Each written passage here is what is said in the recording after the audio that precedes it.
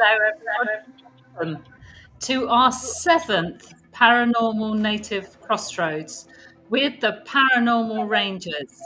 So I'd like to introduce them. We have the delightful Michele Meiners,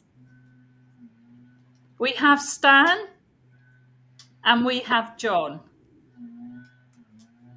I'd also like to introduce my co-host tonight. I've got Andrew Bartsitz and Del Tobin. Hello, hey everyone. Everybody. How's it going? Here again. Hi, everybody. How are we all? I'm well. Doing great. Well, I always love these shows. We learn so much from these three guys. Tonight, we're going to delve into the history of the Navajo Nation. So before we do that, I'd just like to let you all know about something very exciting that's happening in June in York in the UK. So we've got a big event going on involving these three guys here, the Paranormal Rangers. So I think it will be their first time in York. So we're really looking forward to welcoming them over to York in the summer. And they're going to be doing a 4-day event. And we're going to be doing our combined healing therapies. So, Michele, did you want to say anything about the event that you'll be doing? Sure. What we're going to be doing is teaching people how to investigate paranormal style. We will have kits that are going to be put together, so they'll have access to tools that will assist them in the field. And we will teach them about safety, traditions, and culture. Wonderful. I think it's going to be a really exciting 4 days. I think we're going to have 2 days in the Hotel Mercure in York, where you'll be doing the like a seminar where I think we're going to hear some of your lovely stories, and we're going to be talking to you, and you'll be doing training. And then, as Michele says, we'll go out into the field and use the equipment that will come as part of the package that the paranormal are giving you. So all details are actually on the website. We'll pop that. Maybe we've got a barcode, Joel, I'm not sure, to pop up in a minute. Or you can contact twofeathersmedicine.com/combined healing.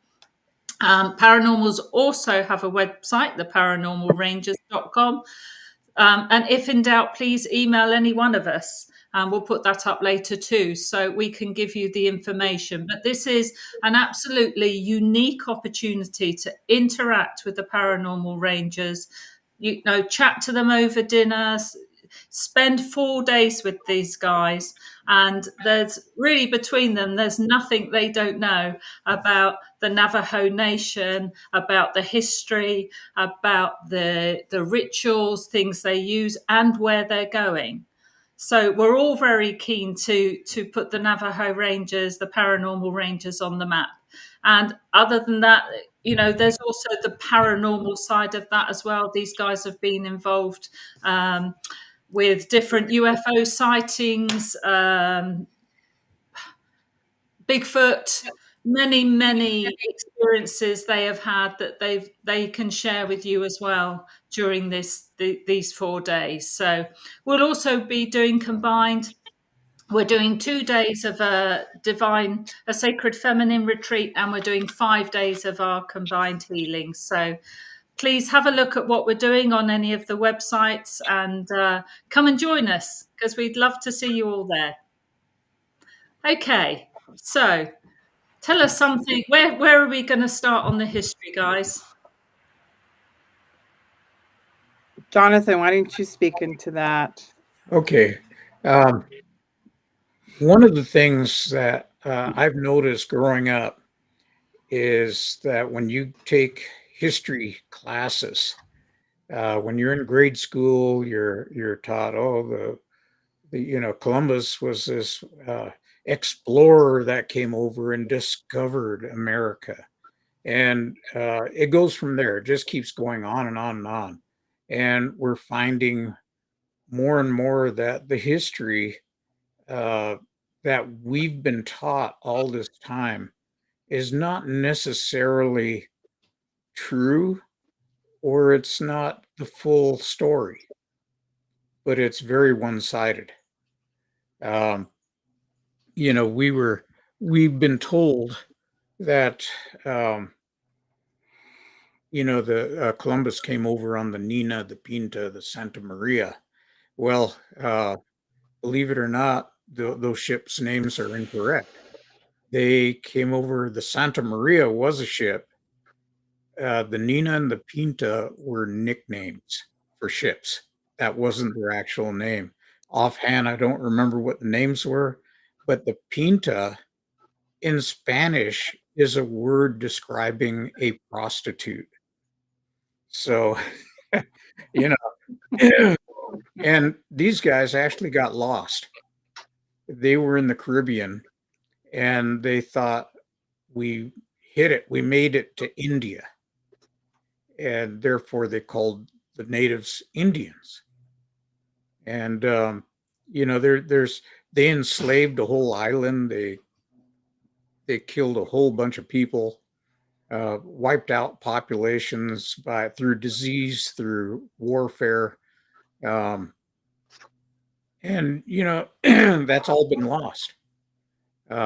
Stories about Thanksgiving, where Thanksgiving came from. A lot of people don't realize that at that time, um, there was an Indian village, native village that was wiped out completely. Every man, woman, child was killed, and they and at the end of that, they celebrated Thanksgiving because they ridded themselves of the savages, and historical wise, the word savage is still included in the Constitution of the United States. And it talks about the savages. Just so everybody understands, savage was a term that was actually used to describe people who had no written history system. So it goes on and on and on. Later on, we had anthropologists that would come through to study Native Americans. So, how did they do this? Well, they collected human remains, which are still locked in museums today. Um, even after the Native American Graves Protection and Repatriation Act was brought through, a lot of museums still have not returned human remains to Indian tribes. Um, but these people came across and they studied.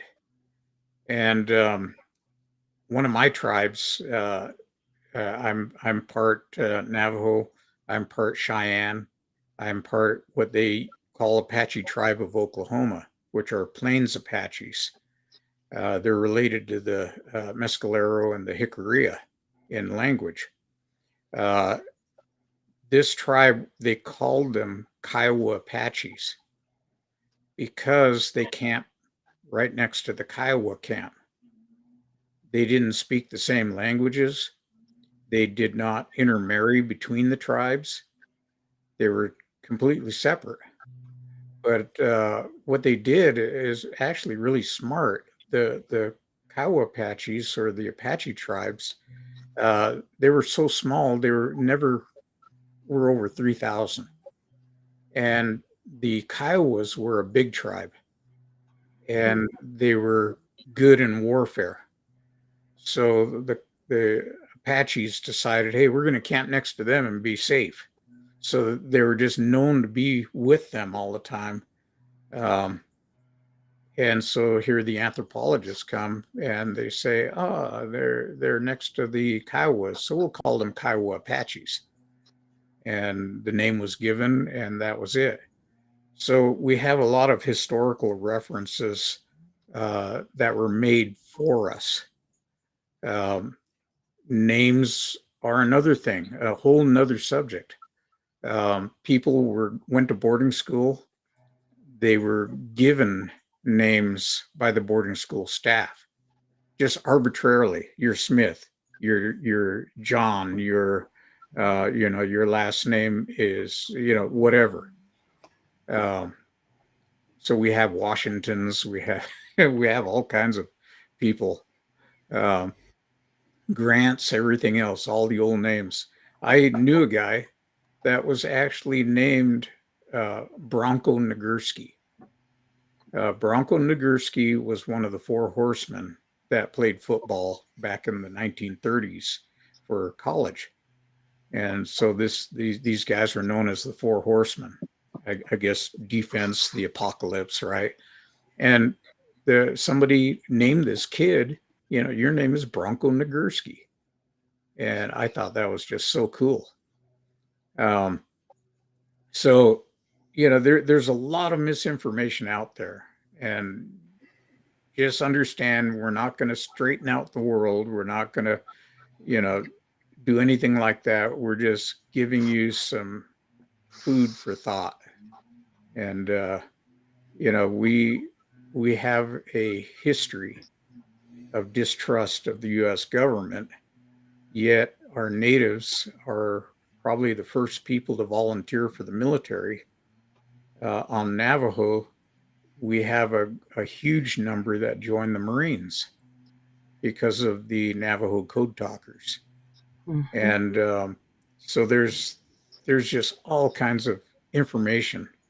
Um, but more natives, across the United States join the military because they have a warrior tradition. And instead of going out and stealing horses or fighting the local enemies, you go into the military and you fight enemies of our country. So it's kind of the same thing. That's what we were there for. It's really interesting, Jonathan, when you talk about the different tribal um, lineages that we each come from. We all have our different oral stories, and oral stories were very specific in our history of who we are. Jonathan depicted who he was and the lineage that he came from. My lineages, I am Navajo, half, and the other two lineages I have are Pawnee, Skidee, and Chippewa, Ojibwe. One and the same. They're interchangeable. What was really interesting about history with these tribes, there were uh, over 300 languages when Columbus came over that were spoken by the Native Americans on this side. And those have been obliterated, most of them, except every, tribe has their own dialect and tribal language still that has been preserved. Again, we all have our own oral histories from our lineages that have been handed down all the way from the creation story all the way down to what we're studying today, the paranormal and, ufology, so on and so forth.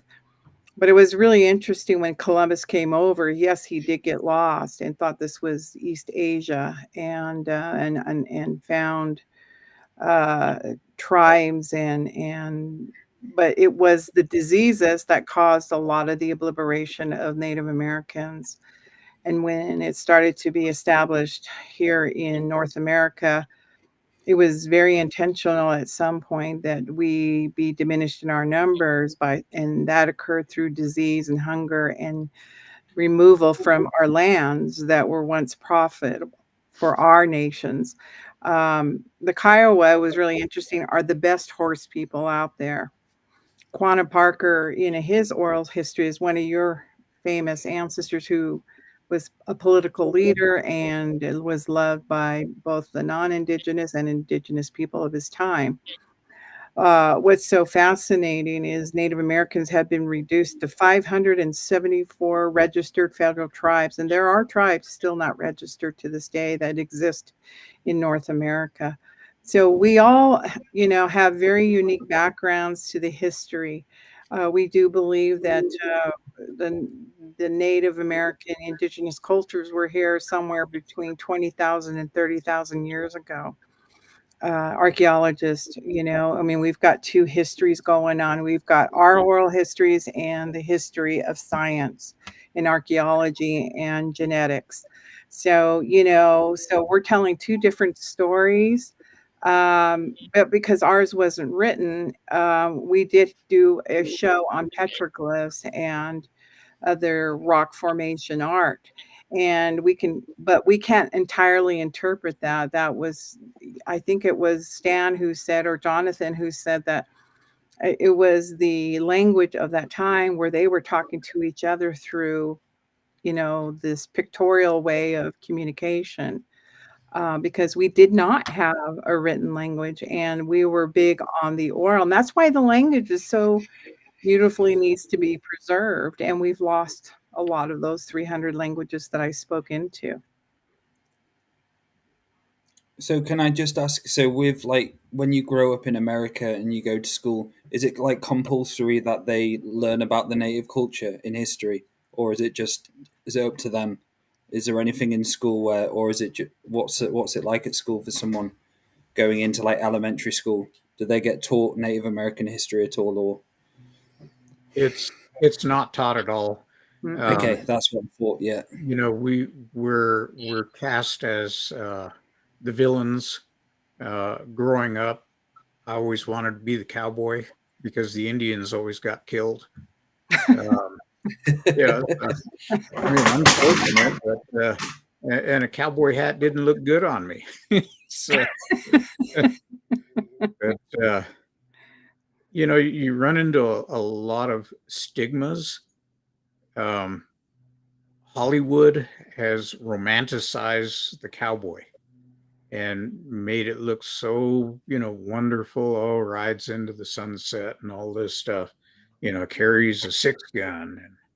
And we were, our people were fighting for survival, literally fighting for survival against systematic genocide.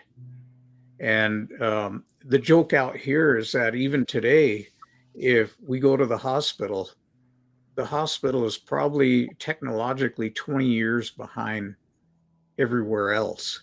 Mhm. We get government hospitals, we get Indian Health Service, U.S. U.S. Indian Health Service, and what's kind of funny about it is you need to self-diagnose and know exactly what's wrong with you and go in and tell them this is what I need. Otherwise, the joke here is that they'll give you a couple of aspirin and say, "Well, take some aspirin, and if it gets worse, come back." Is the line?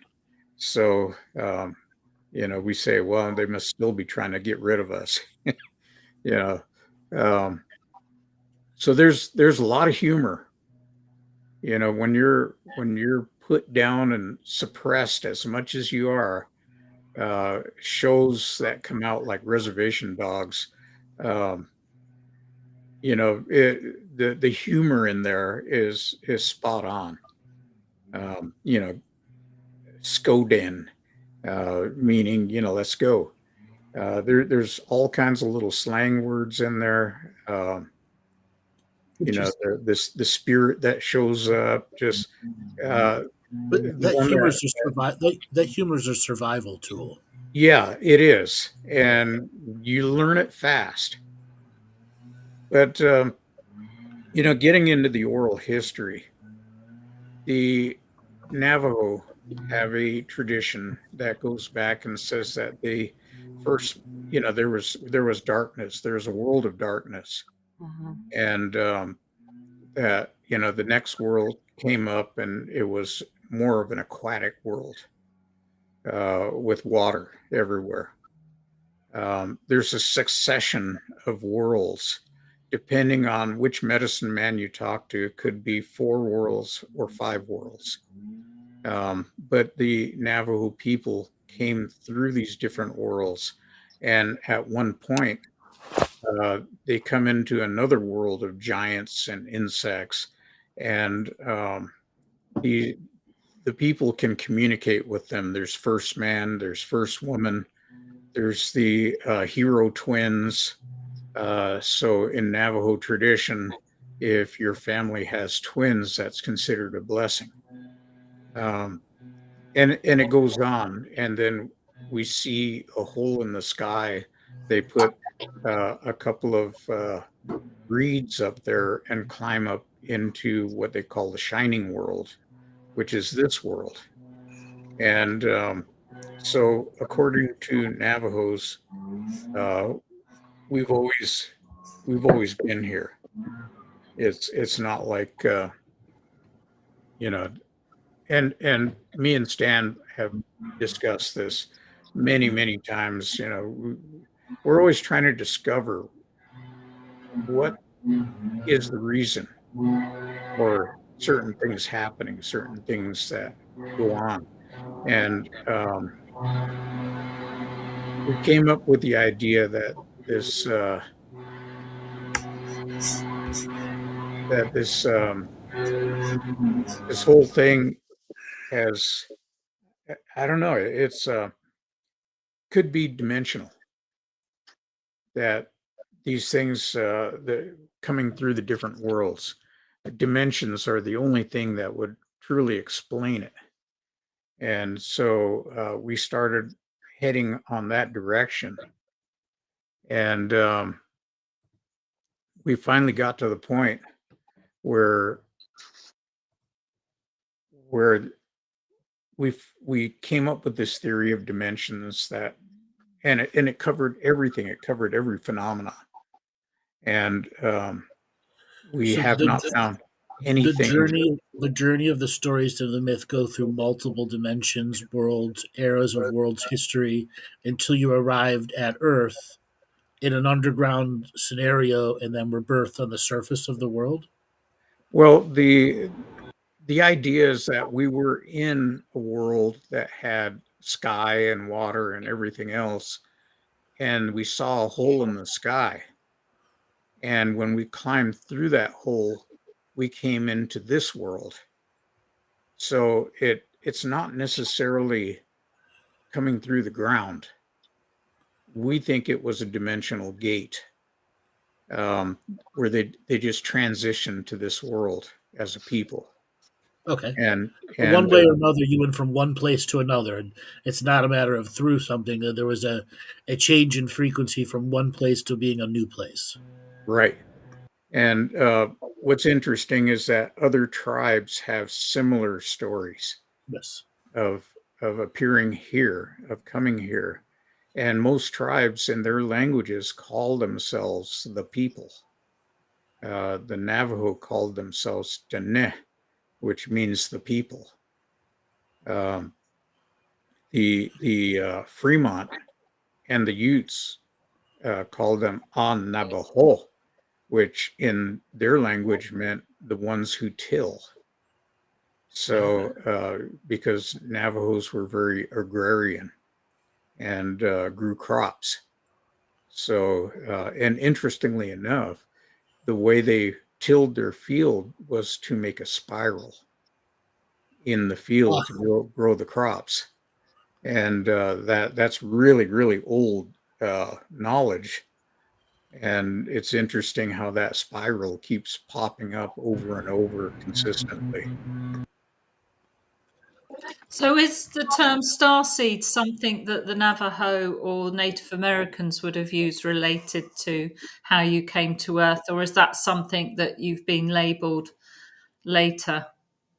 As far as I know, the idea of star people have come through the Navajo, that they were contacted by other beings, what they're considered holy people, um, who came to them from the sky or from the stars. And so these are the Yebiche. These are other beings that have come consistently to teach knowledge and show them how to live correctly. And of course, we don't listen. We do everything wrong. But the depictions you see on TV of this black hooded, scary looking thing with a little dot white eyes, that is a Yebiche dancer. It's not a skinwalker that they're saying it is. Yes, it does look otherworldly, and we've actually put in our program that we put a picture of the Pope up and we say it's kind of like putting this picture up and saying this is Satan incarnate. And then we show a picture of all the cardinals and we say, and this is his demons, you know. There are some that believe it's kind of similar. Yeah, it's like saying, your gods are evil. And of course, depending on what denomination and what religion you are, that could be true. Yeah. We get very narrow-minded when we talk in terms of religion. Every time somebody says denomination, I think $10 bill. Right.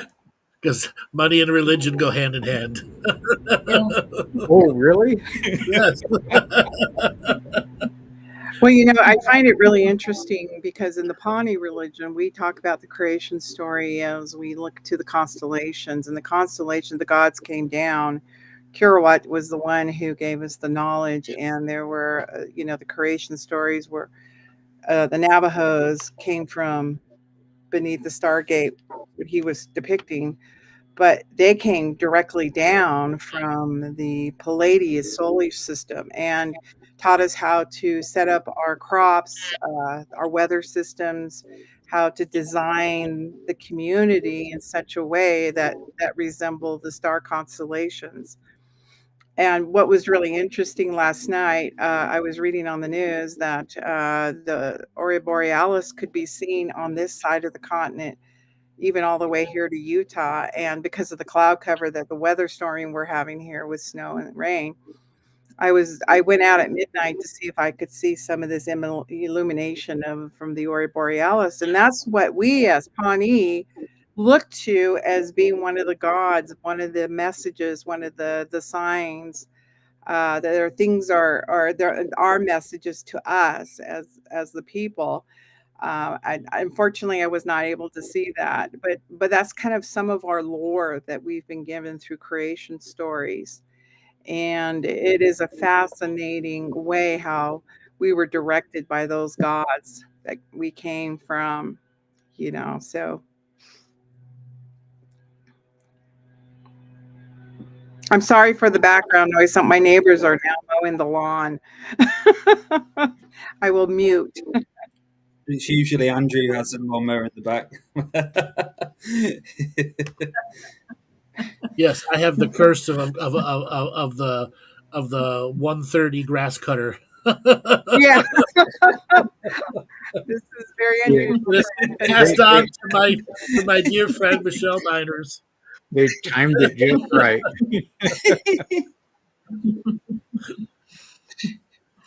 I remember earlier on my spiritual journey, I loved the story, and of course that's my belief too, about your ancestors coming from the stars. And then I read in a National Geographic magazine about you coming across, many natives coming across the Bering Straits, and I was like, it just didn't compute at all. It didn't never felt right to me. But I mean, that's the line they're always going to use, isn't it? Well, I think it's archaeological evidence that they thought because of the Ice Age and then trying to line up the duration of when we migrated here. I think that one time there was one landmass. I think we did a lot of trade with the Middle East. I think we did things with the French nations that were, our ancient ancestors, that there's evidences of language, the Sumerian language that exists on some of our petroglyphs here in the West, on native lands, and if you're ever able to see it. But I saw the exact Sumerian writings in the Middle East when I was there about 3 years ago. So there's this interchange of language, there's this interchange of trade, interchange of migrations. That may have been all nations. I don't dispel that it was always indigenous. We could have been, like today we're migrating, people are migrating from state to state, and we don't take that into account, that's affecting our history of infrastructures, whether it's in commerce or politics, so on and so forth. It impacts the world, can impact a community and a people.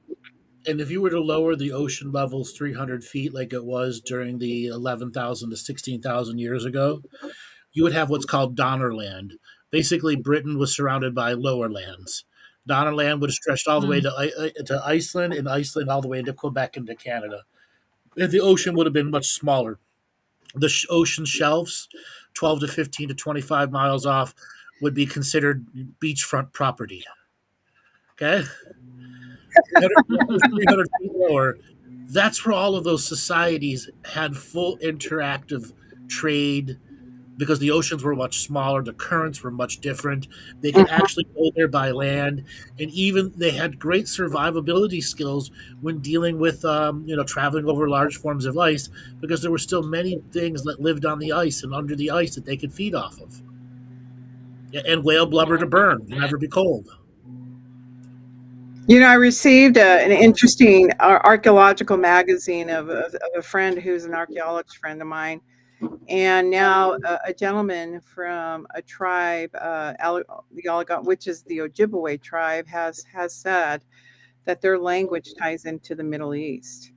And they've done genetic markers that suggest that we have those genetics. And, when I went and visited the Middle East, that's what the Middle East, hierarchy was telling me is your sister. And some of their rituals and rites, I was out in the desert and they did a Navajo tea ceremony exactly the way we do it, except for they put these sheepskin robes over us. And I don't quite remember if we do that in our Navajo tea ceremony, but we may, and so I think that's where the misconstrued thing about the Asiatic nations were part of our bloodline. I think there was a lot of bloodlines that were intermixed during the ancient times. Yes, the Cree Indians of northern Canada also their language, Cree language, is a form of Old Hebrew. I did a number of shows with Gerald Whitehorse Standing. I forgot back in early 2012, 2013, 2014, back in Wolf Spirit Radio days, and he would regularly come out and talk about the journeys the dancers from the Cree nations would do when they would go to Israel and have these dance exchanges too, where many of the traditional dances were virtually the same to the traditional dances of the Israelis. The language, I mean, to the point where you had regular rabbis visiting the different Cree nations to find the different dialects and to understand how the ancient language was enunciated and the various forms of enunciation. It was quite fascinating. Yeah, we don't know what prehistory, I talked to a Cree Indian woman yesterday, and I learned some very fascinating things. And getting to the paranormal stuff a little bit about history of the Native Americans, our interactions with these. We didn't want to call them creatures or anything like that. We're talking about beings. Not only did we interact. What about the beings that came as a representation to each tribe?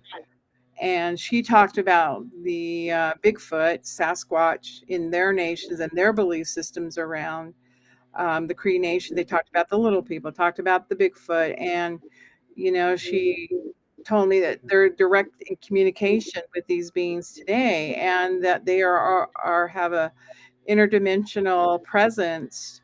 And she interacts with them. And it was very fascinating to find out that the things that they're being taught as a nation, her nation, is that they're very into healing through those practices, through interdimensional beings. And I found that really interesting too. And it's fascinating that community interact even to this day. And she was telling me about their personalities and who they were and what they represented and who they will come to, who they won't come to. So that interaction has been going on, she says, for decades and millennia. And and she says that's the connection that we have lost to some of our ancestral lines. I mean, we are the Paranormal Rangers. These are things that we're learning and want to learn. I mean, Navajo has the same teachings, and Stan has other bloodlines too that they teach these teachings as well. So I believe as humans we are originally wired to have interdimensional communications.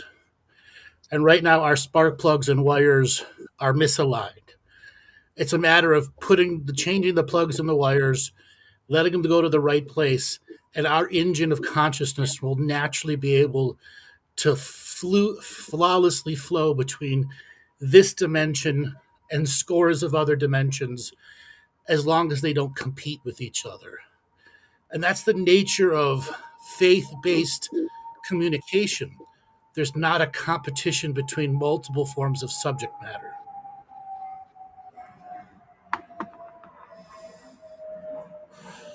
We're a lot of people that are. I got my airplane going by. Sorry. I hear the jet landing. Yes. They're redirecting traffic again. Whenever we have these big storms come, they redirect the traffic over the airport.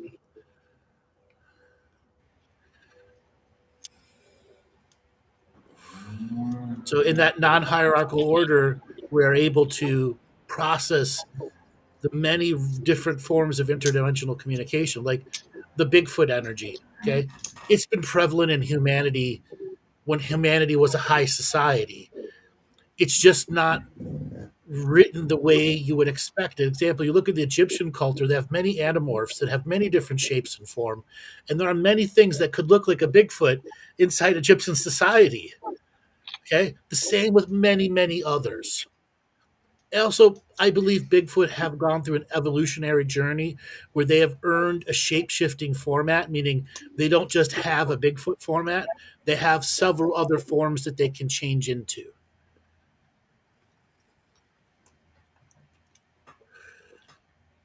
You know, it's really interesting in my conversation, and I'm bringing this up for a very important reason. Today, I didn't realize those nations on the East Coast are dealing with people coming and trying to find this phenomena, and they're entering Native American lands without permission. And so she would like to preserve her nation because that is their belief systems, that they're in communication with this entity, you know, beings, and they highly regard them within the structure, the elders, so on and so forth, and their belief systems, and they interact. And they said now they're becoming less and less because they're finding that people who don't understand their relationships to that tribe up there in Canada and the East area, which they're prevalent, they're huge in numbers, is she was telling me that she would like to implement a protection for people not to come on the lands and hunt them. And that's what's occurring. I didn't know. That's kind of an awareness piece, that this is a violation of spiritual traditions and culture. Yeah, where I live out right now is throughout the journey of Bigfoot sightings has always been the first or second tier of sightings. So the Great Salt Fork, it's a lake down in mid Ohio, right on the Pennsylvania border. That's where the highest numbers of sightings. It competes between there and Colorado, and I'm only about 90 miles away from that. And I've heard Bigfoot calls since I was very, very young. It's an unmistakable sound to me, to somebody that's grew up in an area. They regularly transit through this area, and they like to swim in the Great Lakes. They can swim across the lake in an hour and a half. Wow, You know, powerful. when we were working with the Navajo Nation Rangers, we had an unofficial no-shoot policy when it came to Bigfoot.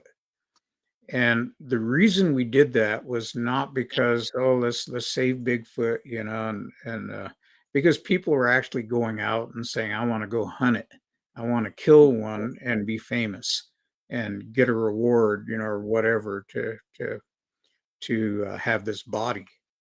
And we had a department unofficial no shoot policy mainly because we didn't want one of our officers going out there seeing something in the forest, shooting it, and finding out it was a guy in a zippered Hollywood suit, you know, running around just scaring the neighbors or pranking somebody or having fun. Or worse, And the shitstorm it would create if you did get one. yeah, so, we said, no, don't do it unless it's attacking you or attacking somebody else. Uh, don't do it. And that's how it was. So, but, for Navajos out there, they would just say, leave it alone.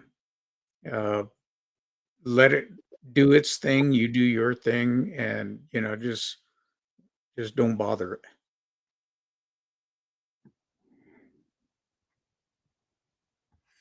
So So Stan has actually investigated quite a number of Bigfoot cases. He could probably tell you about seeing one of them peeking at him around a tree. that's great.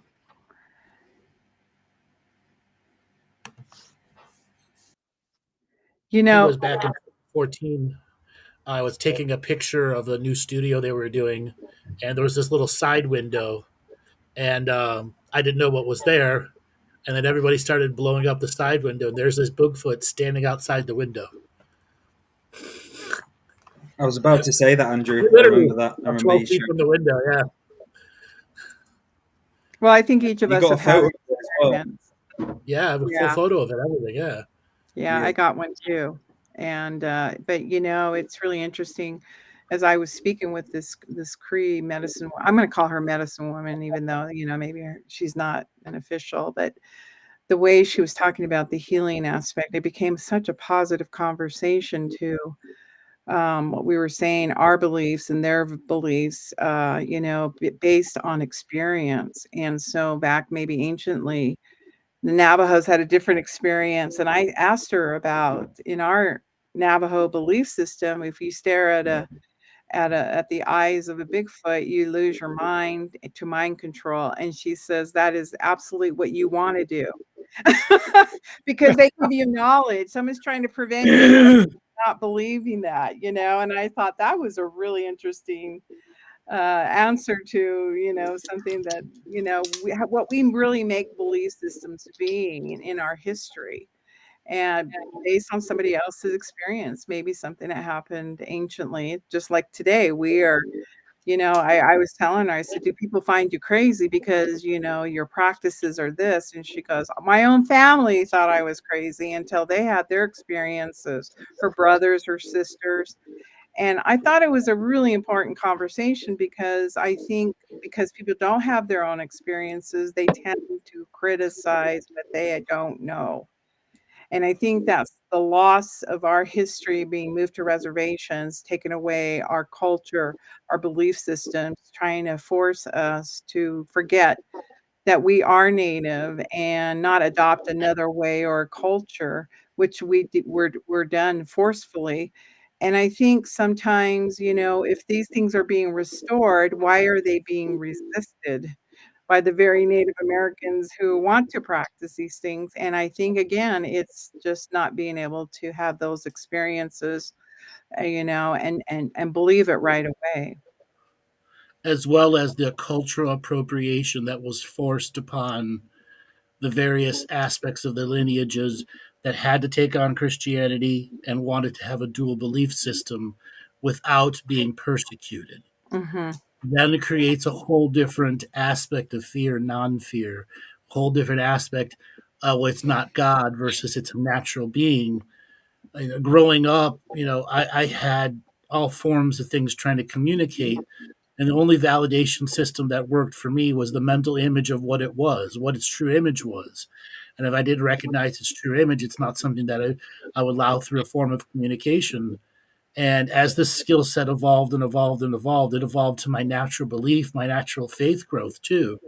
And unfortunately, all cultures throughout the world have a retarded faith growth.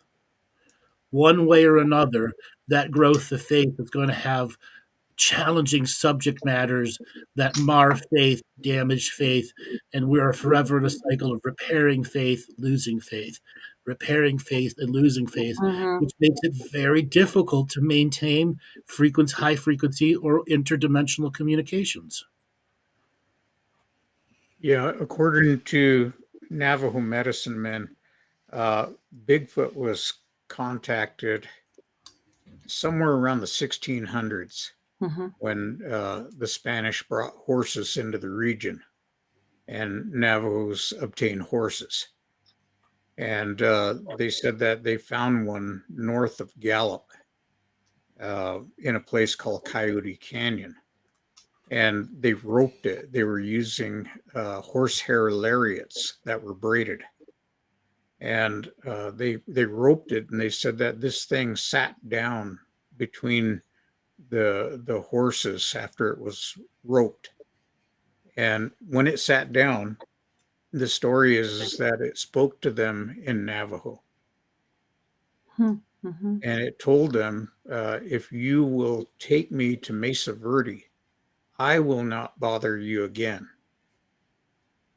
So they rode with it all the way up to Mesa Verde, between them, and then they let it go up there.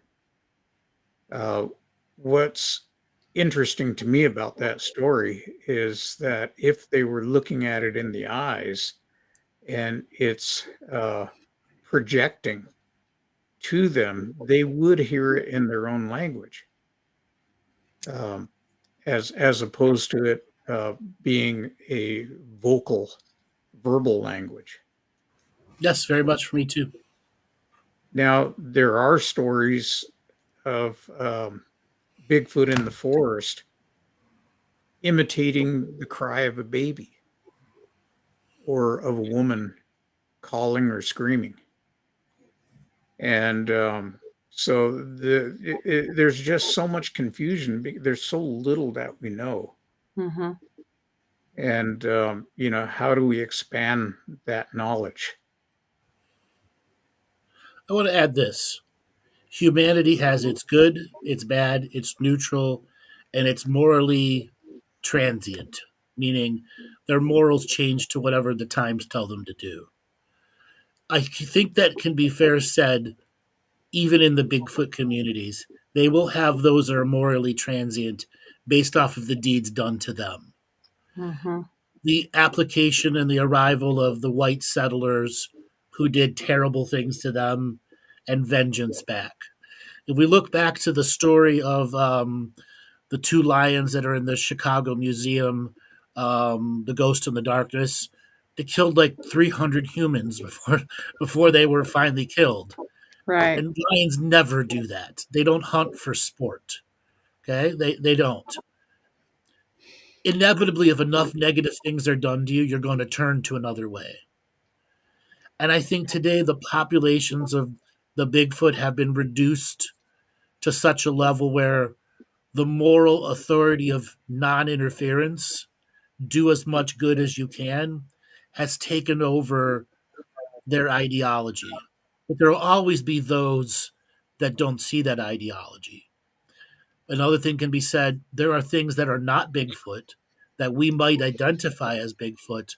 They're looked similar and maybe genetically similar, but they're culturally opposite.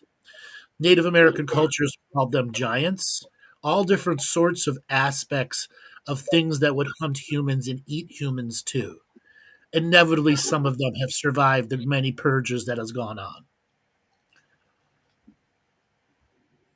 We don't ever suggest that we're medicine people. Medicine, we live the medicine our entire lives. We're not taught about the intricacies. There are sacred events that occur in our sweats, and somebody was asking, what has the sweat lodges, are they different now as into the past? I wasn't in the past. I just know what I know today, and so that's the reason why the knowledge has to be retaught to those who are seeking those answers. And we don't, as rangers, look to ourselves as being the all in to all answers. We have to respect our elders within our councils. We respect the medicine men that are there too as well, and even our family members who have given us what they were taught. We have to respect that. And so when Jonathan speaks about Hollywood and its changes and our personification of who natives are, it's still being done. And I'm going to plug something in. It was really interesting. Lily Gladstone was the first Native American to be nominated for Killers of the Flower Moon. That is a historical record of what happened to the Osage Nation when it got into prosperity, oil and gas, and other people bottom feeding, wanting to acquire and trick the Native American culture, and by marrying with some of the women. So I'm not going to get on my platform, but Hollywood still doesn't recognize the Native American, because she should have won that Best Drama Actress award, because there's some great actors. I don't think Emma Stone should have not gone it, but these are the things people are seeking for: history. And that was a historical piece, very, very powerful, about Native Americans. And it was, at least by Scorsese, he recognized the interaction, that this history has to be told, even if it's at that level of Hollywood. So I think I've said enough. Well, I think one thing is that as time goes on, it's like the shows that John, you, and I have been involved in as far as television production, that you do have representation by actual Native Americans. Yes. And we strive to portray or have representation of, from a Native American background, things that are accurate. There's times that John and I have refused to be a part of production simply because they want to exaggerate or make up things. And John and I have been very adamant about being, straightforward with those productions, that we're not going to do that. And so when you talk about the larger motion picture productions, you'll have a written storyline or story that they're developing into this visual image and portrayal of what was these historical events. And for me, when it comes to Native American history, the thing I have problem with is where you have non-natives saying, this is what your history is, this is what truly happened and stuff. It needs to be from an actual Native American perspective. It's a lot of these things we talk about, even in the podcast.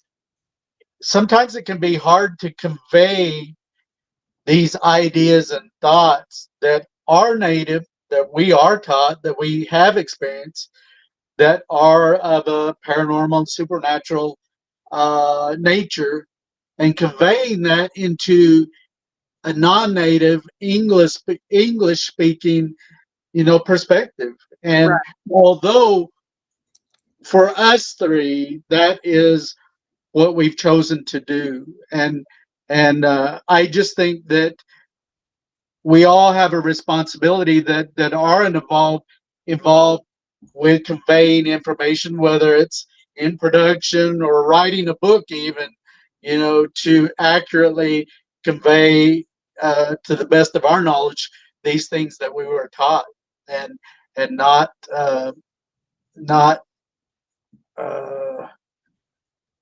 that it's based in the truth, that it's based in accurate information that we're aware of. Yeah, I've heard individuals in the production industry. You guys need to get over yourselves. I know my ancestors did that to you. Get over yourselves and stop complaining that this was done to you, that was done to you. But we've never been able to express the traumas that were endured, and now we're sharing. That's why we won't share our knowledge of the sacred things that could spiritually heal a lot of people. And so natives have learned to do it in silence. and respect and honor. And so, like you gentlemen have turned down roles. I have turned down roles because I've, read scripts and I went, are you kidding me? That's who you think I represent. And, I'm not all about the fame and the fortune. I am about teaching things and knowledge that have been lost to mankind, because it's just not for the natives, it is for mankind. And so certain people are looking for answers today, because you can only live in the concrete world for so long when nature has so much to teach us. This earth, that's why we say Mother Earth is our mother and the Father Sky is our father. There's a reason. And so even religion, and I, don't want to disrespect religions, because they're there for a reason, but that's everybody's choice, whoever wants to practice certain religion. Creation really brings about a reverence, as we were talking earlier about the drum, the frequencies of a drum, how it can settle the heart. I'll let Jonathan share that, or if he'd like. If he doesn't, that's fine too. That sometimes when you get into a situation, there are processes through the Native American teachings and using our instruments that can heal ourselves. That's why natives do it, including the sweat. And I can't express the sweat process, because that's very sacred to us natives. There's a reason why we do it. So there's a term that I learned a long time ago. For someone to reveal their sacred talk, there must be a sacred listener, hand in hand. And unfortunately, so many of the Western society have not the tool of sacred listening. Sacred listening is a neutral state where you're not judging the material before or after it. You're listening to it in a state of reverence that it Mhm. is wisdom. How that wisdom applies to you later is another point of view. That's after the sacred talk has been done. The sacred listening is a skill everyone must learn to master over and over again. And as you evolve into being a greater and greater listener, you can hear the subtleties of the wisdom and the words in between the words that give greater meaning of what the sacred talk is about. Mhm.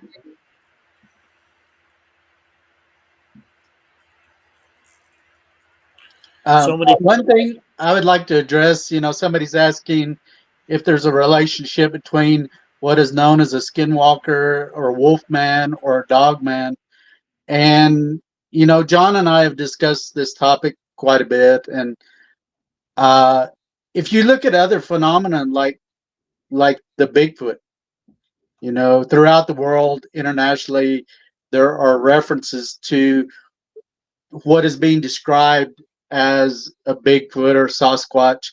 You have the Yowie in Australia and the Yeti and different cultural descriptions.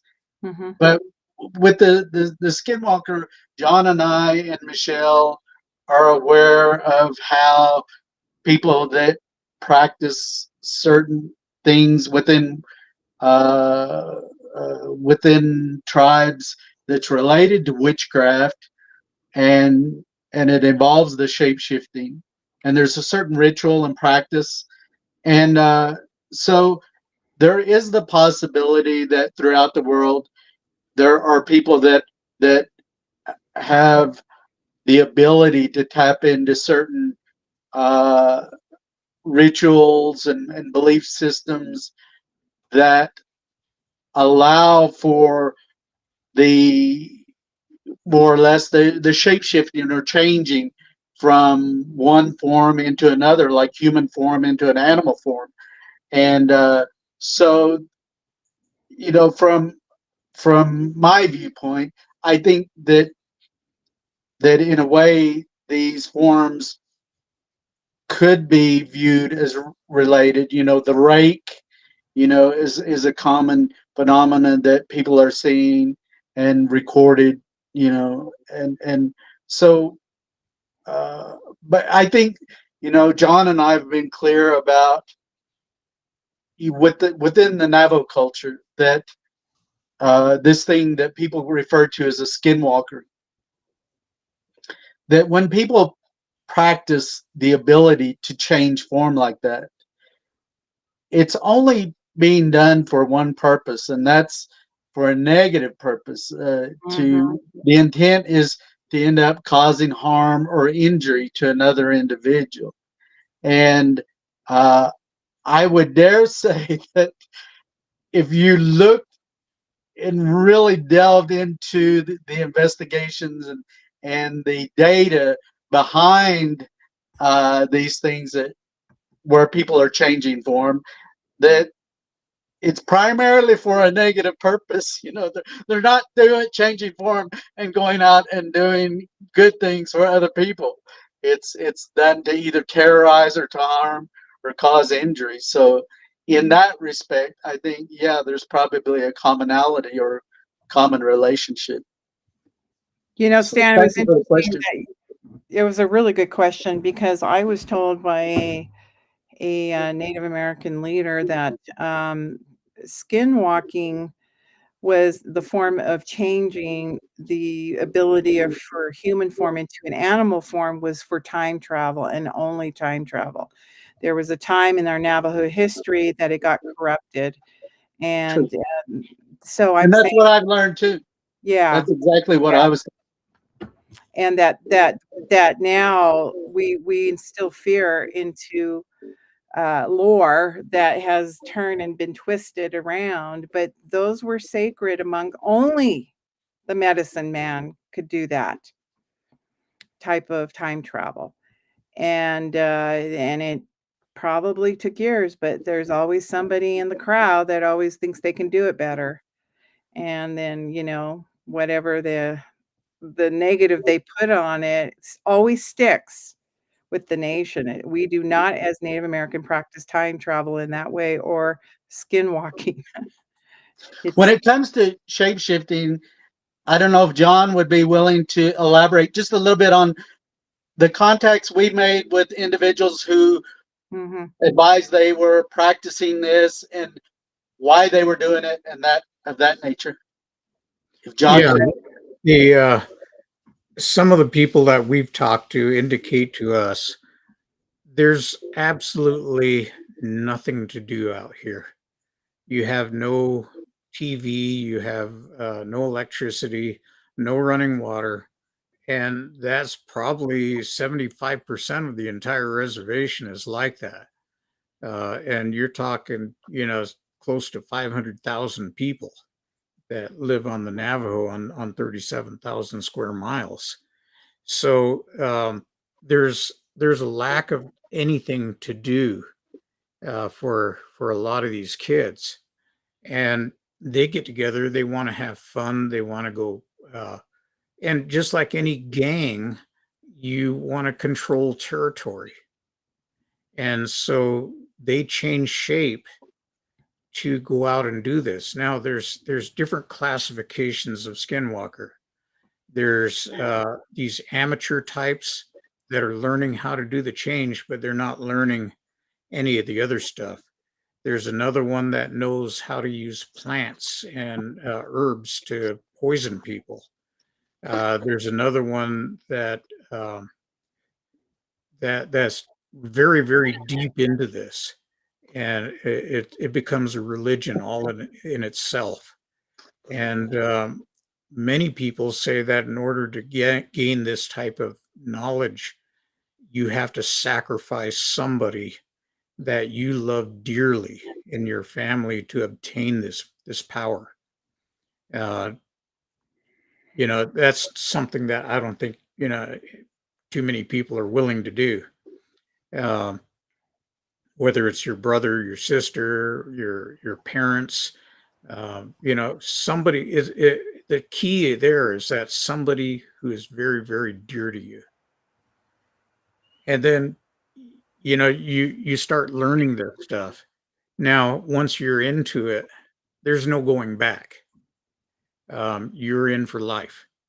If you leave, you're going to be hunted down and killed.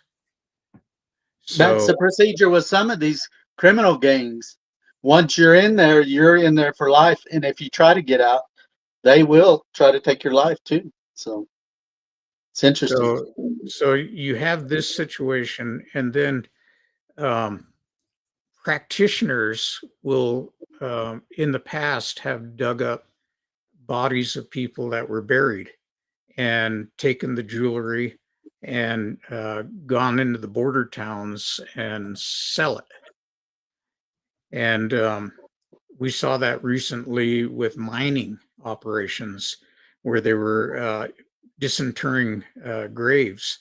And suddenly there was an influx in the market of old jewelry where the turquoise were actually rattling in the bracelets and stuff. They were loose.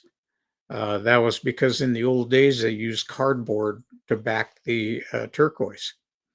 So when they dug it out of the ground and took it off the skeletal remains, they tried to sell it, but they didn't know how to tighten those things up. So uh, it's said that within Navajo culture, if you suddenly become very rich, and you're suspected of being a witch. Um, so there's a lot of different classifications of them, and some of these kids, they're learning how to affect the change. They told us that they do a ritual, and there's almost like a ceremony that they go through, and they have the skin of the animal with them. They're We think that they're using DNA from the hides to affect the change into that animal because it's always something. Um, Children are taught you don't leave your fingernail clippings, you don't leave your hair, you don't leave your defecation laying around because or sweaty clothes because a witch can get a hold of them and affecting a change that will appear to other people as you. And, that's how they can get close to people and deliver poisons. So this goes on and on. And we were told that this change happens, that there's a red shift in the spectrum. And suddenly you're able to run at impossibly fast speeds. Uh, I've had people tell me that they were followed by a person that appeared to be white, like painted white, running behind their car at 65 miles an hour. And that's a scary thought. In the middle of the night, all of a sudden hear bang on the side of your car, and something's running there right by your window. And they have to step on the gas and go about 100 miles an hour to get away from this thing. There's people today that will not drive on Navajo reservation roads at night because of this. You're told don't whistle at night because you're going to attract these things. Um, so there's a lot of information, but to let people know these are not to be looked for. They're not to, don't go out there with a camera and try to photograph them. They are extremely dangerous and they can kill you. Um, they can kill you directly. They can kill you indirectly through poisons and other things. They carry something called corpse powder that's made out of ground up bones and flesh and other poisons.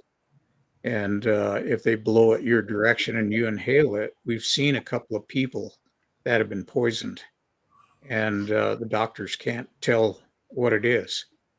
They don't know how to treat it. One of our friends stayed sick for a year and a half, and it almost killed him several times. So it's nothing to laugh at. One description by Haas Lore was that he remembers laying on a bed, vomiting out one side, sweating buckets of sweat, and uh, defecating out the other side all at the same time. And his family literally dragged him out to a vehicle and drove over 100 miles to see a medicine man. And when the medicine man took him in, he says, "You've been poisoned by a skinwalker, and if you had waited another hour, you would have been dead." So, that's how serious this stuff is. Um, and he was able to give him medicines to bring him back. So, we don't advise anybody. We won't even go look at. We've had film crews come out and say, "Can we go look for them?" No, absolutely not. It's too dangerous. We've seen people affected, and we don't want that to happen to anybody. So, the people that we talked to, they said that the purpose that they used was to go terrorize communities because that was the fun thing to do. It's a sense of power that is given to them this way. And they said that along with the redshift, that there is your vision becomes blurry. And then here's another really interesting thing. They said you no longer think like a human. You become animalistic. That's right. And so you don't have conjugative thought as we talk about it. You're not thinking, you're not planning, you're just going out and being an animal and reacting. And there's where some of them forget how to turn back to human and end up being the things that do some of the more negative things that might be attributed to a Bigfoot or something else that has a higher moral code. Um, like Dave Pallades talks about the missing people throughout the national parks. Clearly, there's something new to supernatural going on there, and they try to label it to one thing or to another. But I think there are many people who get caught into the power of shape shifting and can never turn back. And then they turn up to be a predatorial, energetic, shape shifting thing, constantly trying to regain its humanity that never can. Yeah. There was a question that came up about what steps would you recommend um, for a non-native who's very interested in Native American spirituality. Uh, this question was asked to me at a conference, and I was on a panel discussion. And a young lady stood up and she says, "Should I start smudging?" And my response to her was that you have a cultural background. It doesn't matter who you are, you came from a culture somewhere. Go back in your culture and find out what they did, the things they did to protect themselves, and take that as your own and utilize it with some newer methods and capture that for yourself. It has more meaning that way.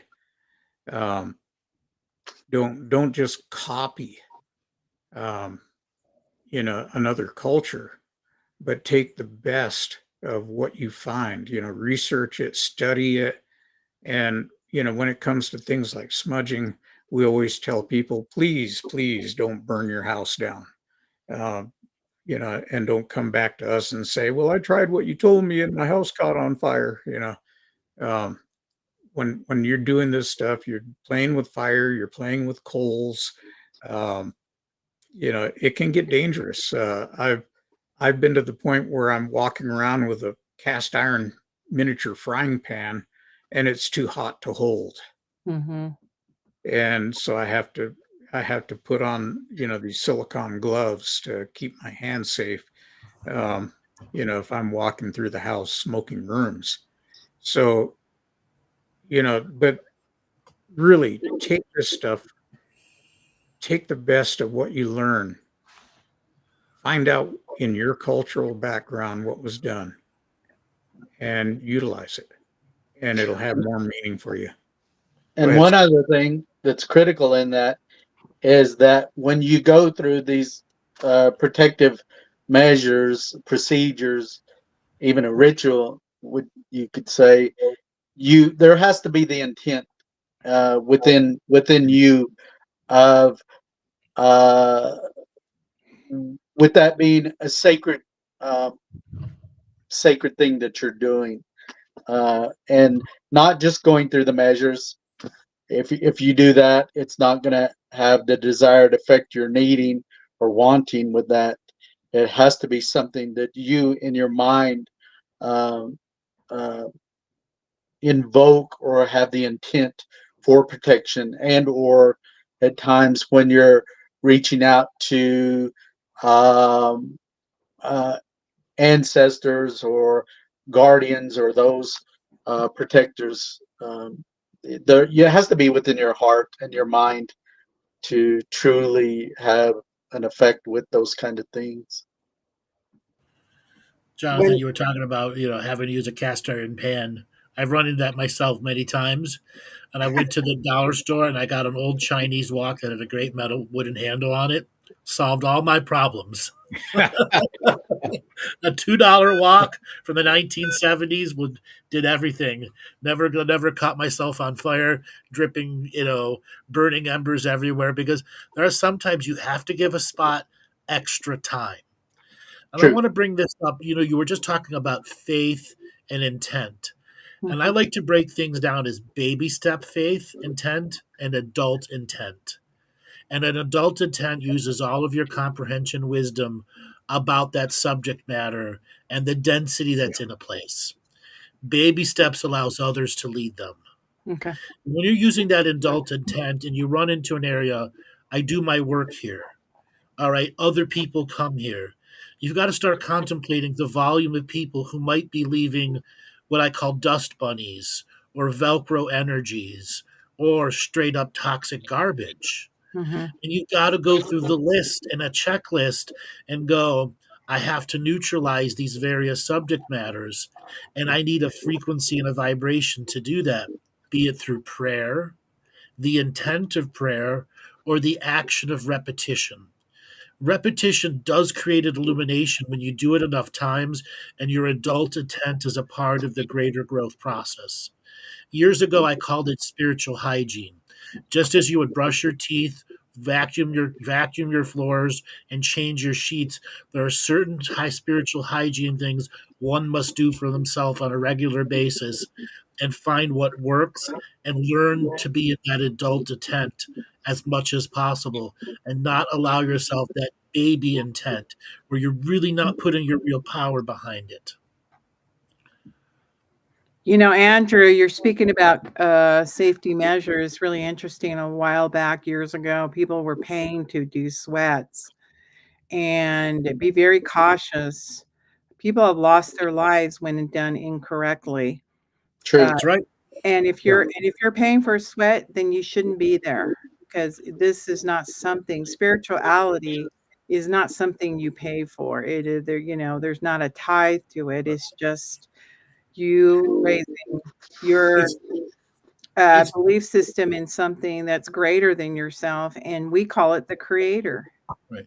It's different if you're doing donations for the wood and the property to keep things going versus going to a retreat that's going to do 3 sweats and you're paying X number of dollars to do the sweat based retreat. Right. Okay. Big difference. Volunteering your time Yeah. to gather wood or chop it or bringing food Or pay for the wood to be delivered. or pay for the Same wood concept. gas. Yeah. Yes, we appreciate that donations. The other thing too is growing up, we would go up into the mountain every summer and spend the entire summers there for as long as I can remember on Navajo. Yeah.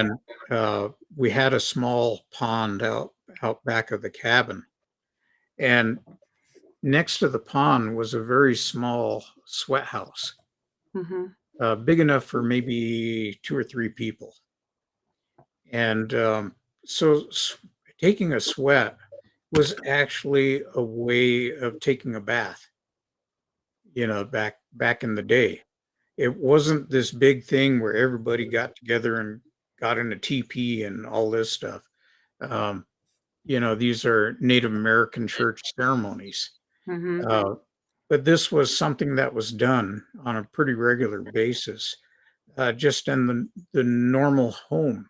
And we find Hogan sites from the 20s and the 30s that have an associated sweat house with it that are usually made out of cribbed up wood and almost in a teepee shape. with earth over the top, and then you go in there and there's a pit. Basically, it's a pit house, and you go in there and set up your rocks and pour water on them. And here's another thing, safety wise, you get the wrong rocks and you pour water on hot rocks, they can explode. So Yeah. if you don't know what you're doing, you know, we don't want to see you with shrapnel wounds, you know, from from sitting naked in front of this thing and pouring water on on rocks that have been sitting in the fire. Uh, you have to be careful. You have to know what you're doing. Um, I don't know if anyone's ever seen that a stone that was in a fire that had water tossed on it, but they can explode violently in some cases. So safety is always the most important thing. Find somebody that knows what they're doing. Don't just go nilly willy into it. Um, and you know, like we said, you can kill yourself. You can uh, roast yourselves. You can get dehydrated. Um, so there's a whole bunch of things, you know, and alcohol and sweat does not mix. No. True. Public service announcement. So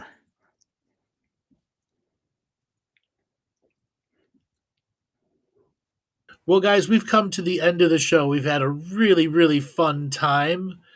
I think we are going to be back next. Sorry, we will be back next Wednesday. Michele, you want to give everyone how to go to your website, everything that's going on over there? Yes, go to the Paranormal Rangers and .com. Yes. And if you would like to get a hold of Laura at Two Feathers for the tour, contact her, as she indicated before.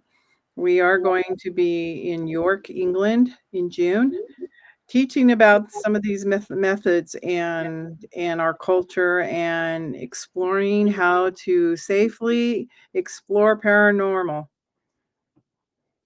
yeah, the Stan and between just me and Stan, we have 54 years of law enforcement experience.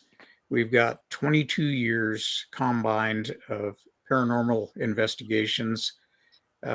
Michele has had numerous investigations where that she's been a part of. And so together we are the Paranormal Rangers, and we invite you to meet us. I look forward to meeting all you new people that are listening to the shows. The Paranormal Ranger will be back next week on Wednesday at 2 p.m. Eastern Central Time. All right, everybody, it's been a great show. We look forward to seeing you next week. Thank you for everybody that Thank participated. you for participating. Let's see you.